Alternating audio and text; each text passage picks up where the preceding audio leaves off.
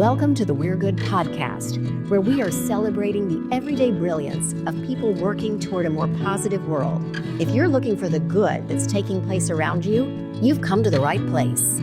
What if the most important people shaping the future of our region aren't the ones making headlines?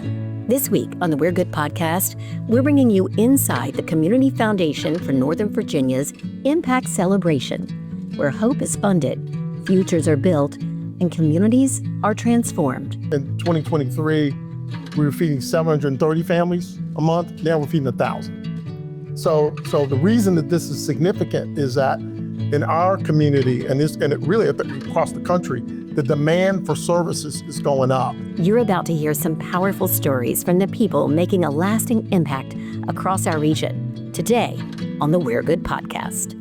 We love being a partner with the Community Foundation for Northern Virginia. Thank you so much. So we'll get right in with our first guest, and this is about scholarship. And I just love this part. And yes, Jackie, you can grab that.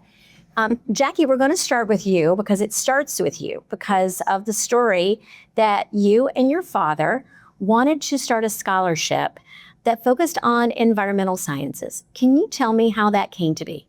Yes. So I was lucky enough to be able to study the environment in college.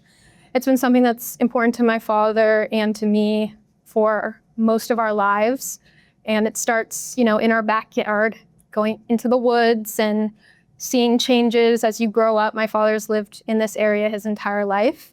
And we were walking down the canal up near Great Falls.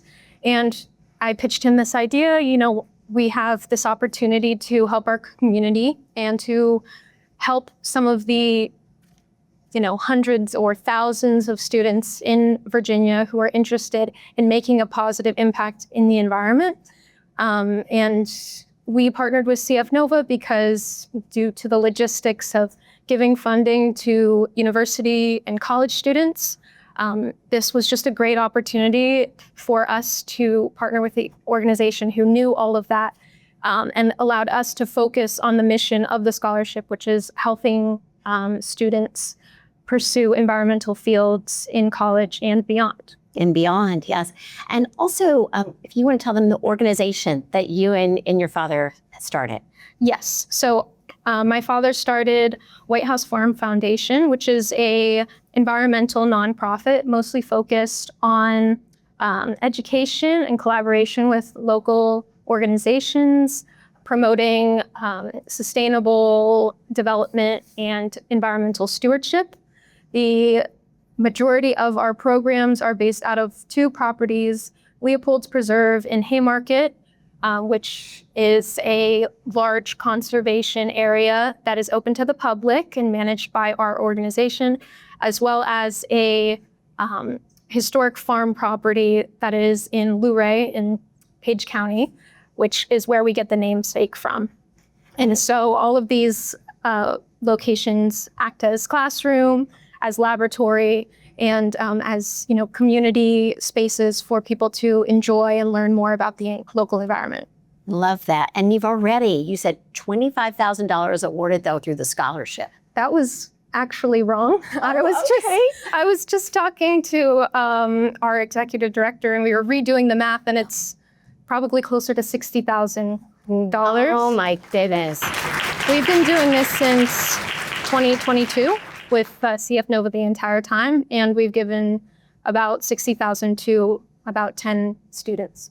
Jackie, that's amazing. Thank you to you and your dad. And today you got to meet in person. You know all about her on paper, but yes. You got to meet in person Nora McCormick, who is the scholar who was the scholarship recipient. And Nora, thank you so much for being with us today. Thank you for inviting me. I'm super excited to share with everyone everything about the environment, yeah? And of course, you have such a special, you were really looking for a scholarship that you have a special love for so many things. I said when I met Nora, we could do a podcast just with Nora because of all this research she has already done at the ripe old age of 18? Are you already 18, 18? Okay, I thought you might be 17. And you're a recent graduate. She just graduated. Tell them everyone where you graduated. I graduated from Loudoun Valley High School in Loudoun County and the Academies of Loudoun, which is a STEM-focused part-time school unique to Loudoun County. So yes, I am a graduate of 2 high schools. Congratulations. And during your time there, you said you were working on some research. So it's a lot of research. Oh yes. Oh yes. So kind of boil down to the top 2 that you've been working on that really kind of made you look for a scholarship like this. So I like to say I have a scientific dual personality. At the academies, I mostly work with biochemistry, particularly one chemical called ipamone that I've been studying that I think will reduce, potentially reverse aging in the human body. But my other love is something that a lot of people wouldn't be so fond of, and that is the turkey vulture. You know it. You've probably seen it. They had better reactions. They did very yes. well. When we did our first talk, I was like, oh. Yeah, everybody gives me this face when I mention the turkey vulture, like, ew. I was introduced to this bird back in 2020 when one landed in my barn. My dad tried to evict her because it was that exact same reaction, like, oh my goodness, there is a turkey vulture, a nasty scavenging thing in my barn. But I actually became acquainted with that turkey vulture in a way that, only a young girl in wildlife can. It's like a little twisted version of Charlotte's Web in there. But yes, I watched that vulture hatch a little chick, which are surprisingly cute if you ignore the bald head. And unfortunately, that chick started to show signs of a problem. And that's what inspired me to look into what is causing vultures' populations to decline in Loudoun County and beyond. So it turns out that chick, which eventually did unfortunately pass away, was being affected by lead poisoning, which is actually a huge and growing problem in Loudoun County. It originates from hunting ammunition. A lot of hunters use lead ammunition, which accumulates in the environment, particularly in scavengers like the turkey vulture. And obviously the turkey vulture is not the best poster child on account of its somewhat unsavory face. But another example of a scavenger that is deeply affected and that I worked with through Blue Ridge Wildlife Center, my local wildlife rehab, is the bald eagle, our nation's bird. Right. So, yeah. And it was this actual, you talked about this in your application.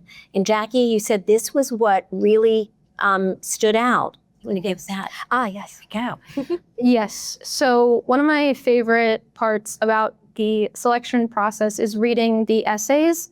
And we have an optional essay, which is basically, what is one environmental issue that you think is not giving enough, spotlight? And not only did Nora write about turkey vultures in that essay, she actually wrote about it in all of the essays. And I studied the environment, and this was something that I had never heard about. And it was great. It was, these essays, and Nora's essay was actually a learning opportunity for me to see, what young people are concerned about, what they're learning about, how they're engaging with their community and their environment. And of course, it's such a memorable story that, it definitely helps, make her stand out as a scholar. Yes. And she's going to go on to the College of William and Mary. Anybody in here? Go Tribe.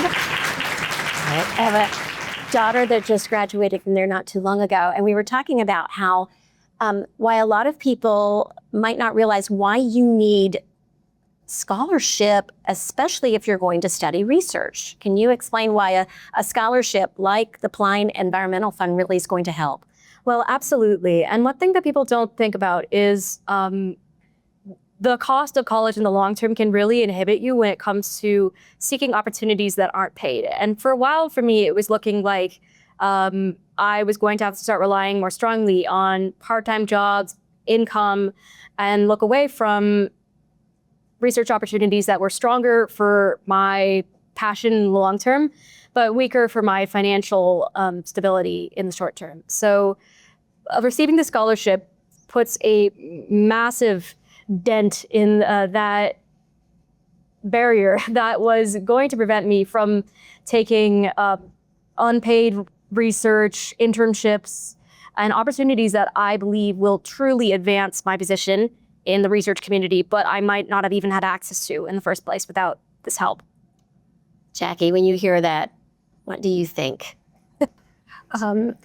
I'm just proud to be able to help other students, other people, and it makes me so excited to hear all of the stories and to look back on the other students and the other people that our organization has touched and really awakened or deepened this passion and this ability to really make a difference in their community. And it's really touching. So, Also, can you share with people, and also our podcast audience is going to be listening, how the Community Foundation helps with this? We were talking about this before the podcast as well, how it helps with families like yours, organizations like yours that want to do this.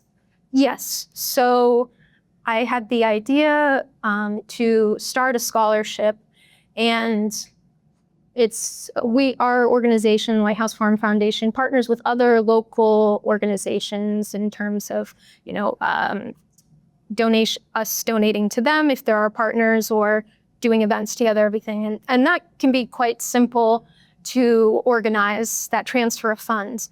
But once it gets into scholarships, which involves universities and making sure that the selection process is unbiased and handled properly.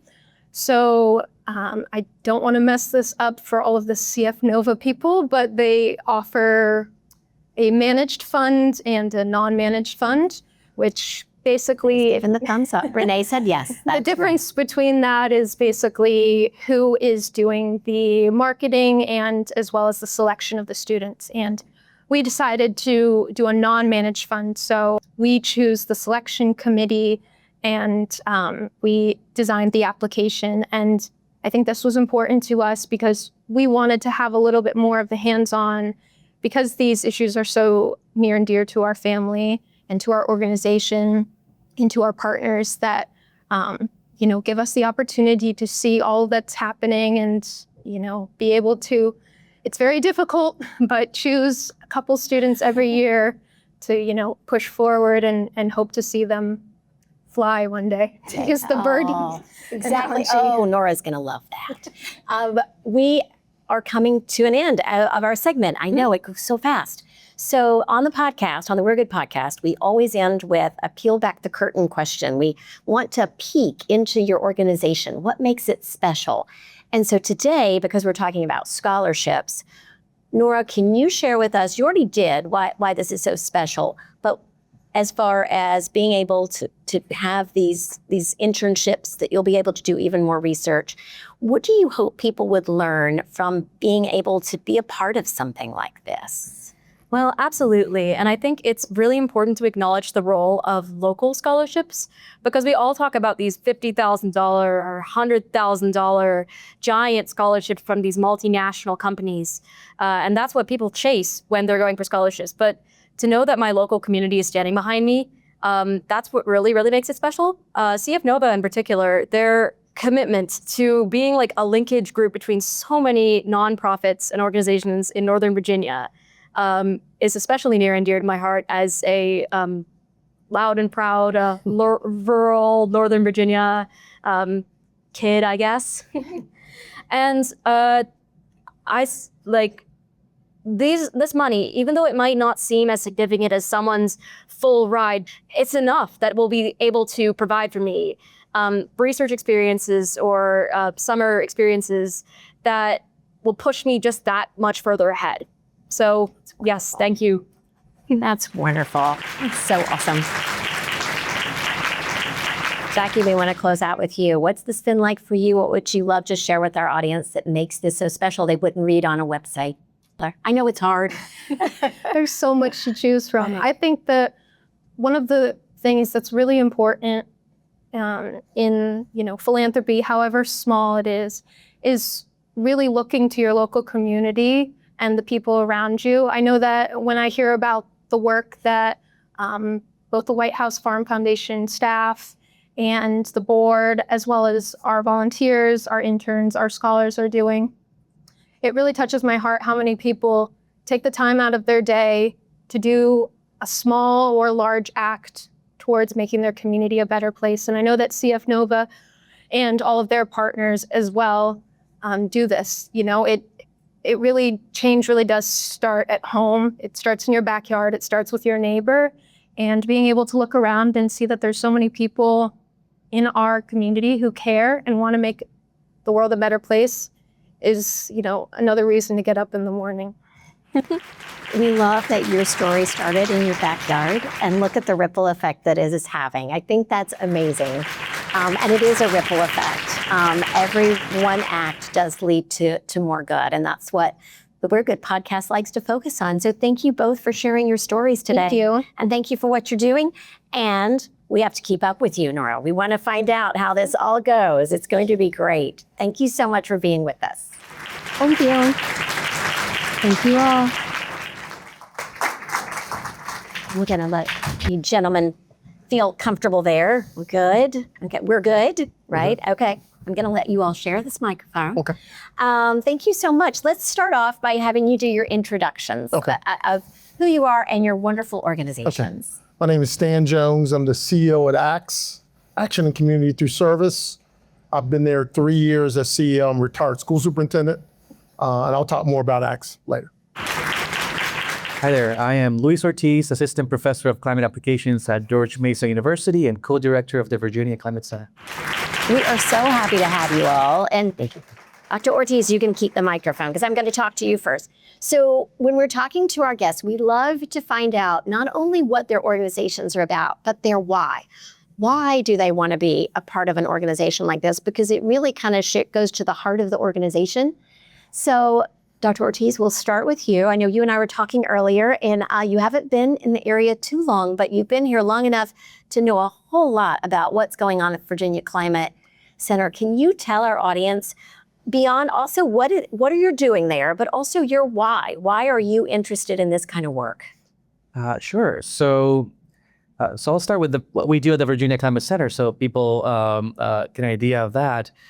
We conduct research, we provide technical assistance, and we generally try to help communities in the Commonwealth of Virginia become more climate ready.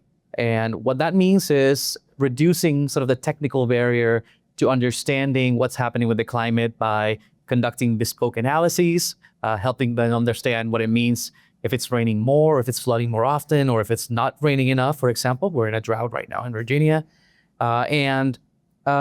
We do that to try to really push through our public service mission at the university. We have an education mission. We also have a public service mission, or at least we feel like we do because we're paid by the taxpayer of the Commonwealth of Virginia.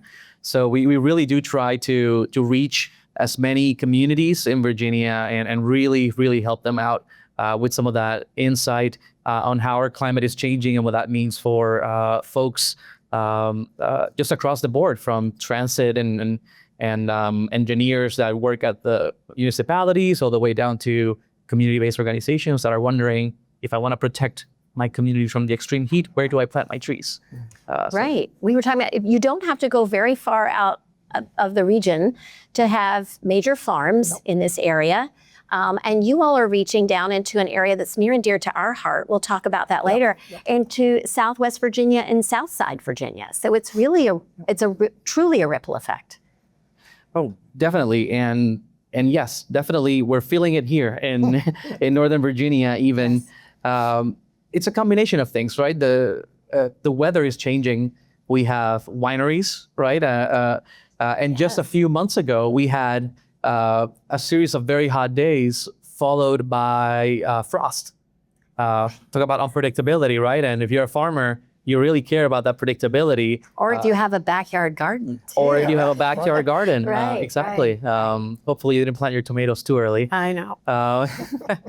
But several farms lost their 2026 crop. Oh, wow. And that was reported in the news. And that's part of the complexities of a changing climate that we want to help people understand and help them cope with. What are some strategies so they can Can you tell us about some of the strategies?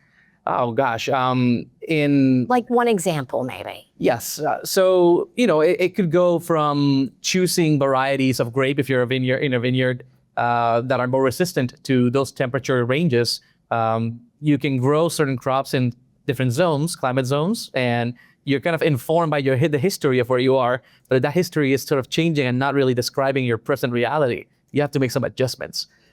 Everything, and I like always to think about the innocuous storm drain.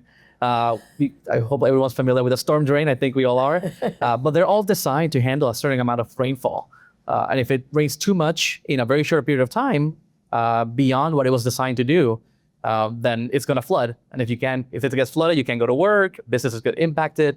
And we try to help communities understand this is how things are going to be changing, within some boundary of uncertainties that we get from that information, but help them understand it's going to shift in this direction, shift in this other direction. So maybe we need to update our basis for designing these things. It's great. So lots of planning and looking ahead and forecasting. And so, Stan, we were talking about the fact that we had a common connection from Southwest Virginia, and you were in Southside. You were an educator. I am an educator. You are an educator. I know. Was an educator, always an educator. I should know that. My father was a teacher. But tell us your journey to ACTS. And I want you to talk about ACTS too, but Okay. Can you share your journey? So I believe that my life has a purpose, and that purpose is to make the world better than I found it. And so I was raised in a way that it's all about serving the community. And so as I was deciding to retire from public education, I was trying to figure out, well, what am I going to do next? And I didn't want to go to the House. So as I was researching, I found out about ACTS, Action in Community Through Service. ACTS is a very unique organization. We provide housing, food assistance, and we're the only domestic violence sexual assault entity in Prince William County. So we serve all of Prince William County. It was founded in 1969 when a family lost its home in a fire. And ACTS, 13 churches came together and began to provide the service to the community. And it incorporated in 1969 as a 501c3. And so we're approaching our 60th year as a local nonprofit. That's very unique. And I really felt called to serve. And so I consider myself to be very, very fortunate to be a part of the organization. Well, I know the organization feels fortunate to have you as well. Can you share with us, we're talking about preparedness and planning. You all are a part of that too. Can you share with us perhaps some examples of what you do, what you see? Because you and I were talking about earlier, and you said people who are in need of food and shelter, and you said this yourself, are not who you think. Exactly. Share with us It's what that probably means. your neighbor. And if you think about recent history, back in the fall of last year, the federal government closed and lots of folks lost jobs. Well, we had federal employees coming for food assistance. Something you may not know about Northern Virginia, Prince William County in particular, is if you look at Prince William County, DC, and Maryland, the highest food assistance need is in Prince William County. 43% of our residents in Prince William County need food assistance. So when I make the statement about the people that you think need food aren't the people that you think need food, if you imagine who may be coming to get food, our typical client is a family, a mom and a dad. They're working 80 hours a week, probably in a minimum wage kind of a setting. And if you know anything about housing, if you look at what's happening with the economy and gas prices, all of us at some point in our lives need help. And so what we do at ACTS is we vet our clients, but we don't judge, we help. And so if you live in Prince William County and you're dealing with any of those issues, we're here to support you. I'm gonna give you one other quick example. One of the things that we do is in Manassas Court Building, we have 3 staff members who assist people who need assistance with protective order. So they will talk to the court staff and then they hand them to us. And what we do is try to help that person find a safe place to live temporarily. And then we begin to case manage them and work around the clock with them. We're also the entity in Prince William County. If someone's in imminent danger, they call the police and the police call us because we have a domestic violence shelter and we also have a homeless shelter. We actually have a domestic violence shelter that was open from 2002 to 2020 that is closed now. And so I'm working with county officials to try to get that reopened. That's a complex process because a domestic violence home is considered a recovery home, and we don't want people to know where it is. So how do you get public funding for an entity that helps people, but you don't want people to know where it is? So it's really complex to try to navigate that. We've been working for the last 2 years to get that reopened, and we did get a large grant got a congressionally directed grant, large one, $1.7 million to reopen that shelter. So think about someone in your community is dealing with domestic violence, right? Where do they go? When Prince William County, they come to us. Wow, really thank you for all you're doing. That's a very wide swath of needs. Yeah. So that is really impressive. Dr. Ortiz, I'm going to hand this back over to you. When you think about the amount of what you're doing and how something like a community foundation grant helps you, what is that? What does that kind of grant help you do at the Virginia Climate Center? So, first of all, the fact that this is happening in our backyard, from like how we heard earlier, it's incredibly meaningful to us because we are based out of Northern Virginia. We're here in Arlington, Fairfax, Prince William County as well. So that's incredibly, it's just step one, right? It's that level of gratitude that these kind of things can happen here. And the kind of things that this will allow us to do is to expand what we're already doing in that we're already conducting research, we're already providing that technical assistance, but it'll allow us to take one step further and reactivate what is called the state's climate office. Now, I wouldn't be surprised if folks in general didn't know this, but Virginia is one of, I think, 2 states in the whole United States that do not have an active state climate office. I did not know that until you all shared that with me. It's a big gap. They have a map in the state climate office organization, and there's a big gap in Virginia. It's from everywhere from Arkansas all the way down to even Puerto Rico. They have state climate offices, and what they do is they take this sort of mission statement of climate science for the community, for their state, as far as they can. And this, with this help from the Community Foundation, we'll be able to start taking even more steps towards reactivating that state climate office here in Virginia. We're extremely excited that we're able to really push in our public service mission, which is really what drives us forward, as I mentioned earlier. That's awesome. Thank you for sharing that. Stan, how about you? What does a grant like this? You and I were talking about the importance of unrestricted dollars. So people may not understand what that means. So share with me, we already talked about your why, but what's the how? How does this help you? So first thing is that this is the first time we received a grant from Community Foundation. Congratulations. So thank you for thinking of us again.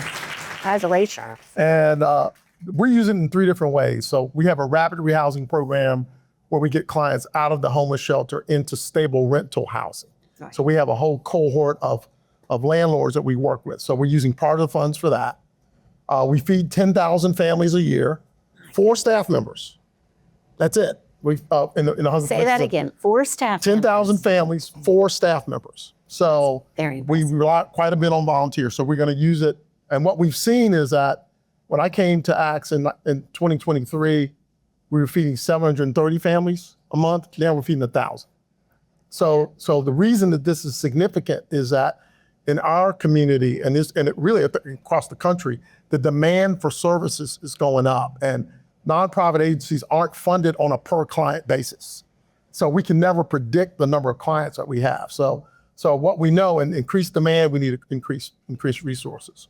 So we're living in an era where the demands are going up, but the resources are going down. So this is very significant for us to be able to not only sustain what we're doing, but to enhance it. I'm going to let you hold on to that because I know that you created the website for your organization. Very impressive. So I usually ask our guests at the very end to peel back the curtain and what wouldn't you find on the website? So I want you to know, I love your website.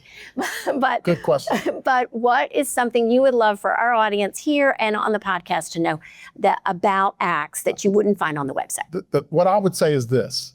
The people that do this work are mission driven. Many of our staff members were clients at one point, or they know people that have experienced some of the trauma that we deal with every day. So we are an organization full of people that simply want to make the world better. And that's a privilege and an honor to be in a position to do that. So that's the best way I would describe it. People, we work really, really hard. We've actually had to reduce staffing because of funding. And so everybody's working even harder than they were 3 years ago. So our mission statement is this: foster hope, provide relief, and promote self-sufficiency. It's the only place I've worked where I think we never have to change the mission statement. I love that. Thank you so much, Simon. I appreciate you sharing that. And Dr. Ortiz, awesome. Your one thing you would love for people to know, they might not know by reading your website? Yeah, so I think for us, it's the university in general, and in George Mason in particular, we're this massive repository of expertise. We got world-class scientists all across the board. And, every university will say this, but, ours is the best one. Of course, you've got to say that. That's awesome. So what I think is very important and near dear to our hearts is that through the Virginia Climate Center, we are able to take that expertise and start translating data, information, insights to really, really, really help communities, in particular communities which may not have the resources to hire contractors and consultants to help them navigate some of these complexities of how weather and climate are changing. What does that mean for storm drains? What does that mean for siting bridges? We don't know. For emergency management, for extreme heat and farm workers, right? There's a lot we don't know, and there's a lot of communities that don't have the resources to really figure it out. So being able to make a dent in that set of questions that these communities are grappling with, I think it's really what drives us. So we really are Commonwealth-wide, as you mentioned earlier, and we really try to extend that little bit of insight and help and move that expertise outside of the university. So it's not just a scientific paper. We can just actually go and help people. A working lab. That's exactly right. A working lab. That's exactly right. Thank you both for sharing with us today, for what you're doing, for the time you take, and for taking time with us today to share what you're doing. Thank you so much. Thank you. Yeah, thank you.